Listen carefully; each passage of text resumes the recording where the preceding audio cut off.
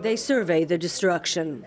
For the family of Georgian Kastradze, life is shattered.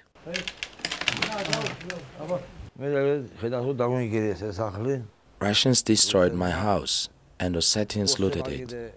They took everything we had. A family of 9 called this home. They fled when the fighting started in early August. The whole family was here when the shooting started. We evacuated the women and children. Then I also had to flee. They've just returned to find this. No room escaped damage. Not the children's bedroom, and not the living room where Georgi's wife Lena tries a few keys on the once prized piano. Whatever was left behind when the family fled was ransacked. Even an old stovepipe was ripped out of the ceiling to search for any hidden valuables. What was your reaction when you came back here? I cry, and that is my reaction. The Kastradze home is just a kilometer from the dividing line with South Ossetia. Until recently, this last checkpoint was under Russian control. But now, Georgian security forces have taken over. Across here is South Ossetia. Its capital, Tskhinvali, less than 2 kilometers up the road. This is as far as we can go here.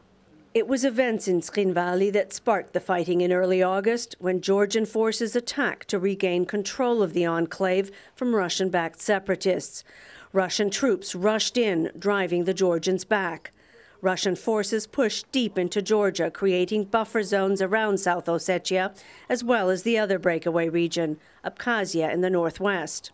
Under a European Union-backed ceasefire accord, Moscow promised to withdraw by October 10th. The Ergneti crossing is quiet, not much traffic either way, with the occasional exception. Ildizar Talibov regularly sold goods in the Tskhinvali market. He fell ill and was in the hospital when fighting broke out. He says he had to take shelter and he couldn't leave until now. Tskhinvali is much destroyed. A friend who was in the hospital with me took me to his house. In those Georgian villages, there is hardly any building left. 30 kilometers away from here, the Russians are still manning the Akhalgori checkpoint. They say they've received no orders so far to pull back any farther. 400 meters back is the Georgian checkpoint, and on this occasion a European Union monitoring patrol has just stopped by. Do you know if there are mines in any way according to that bridge down there? Frederick Nyland is part of an observer force sent here to monitor the ceasefire. The Russians were to have moved back to pre-conflict positions on this day. There are differing views as to exactly where those positions are. Actually, because it's one thing to draw a line in a map, but it's another thing when you're standing out in the environment and trying to establish where is that line now. So, of course, there are room for different interpretations there as well, on both sides, actually. The Russians have pulled out of their self-declared buffer zones, but they remain inside Abkhazia and South Ossetia. But back in Ergneti-ee, Georgian Kastradze says there'll be no security until the Russians are really gone. We had fruits and flowers. It looked like people have lived here. It doesn't look like that now, but we hope we can change that and make it home again.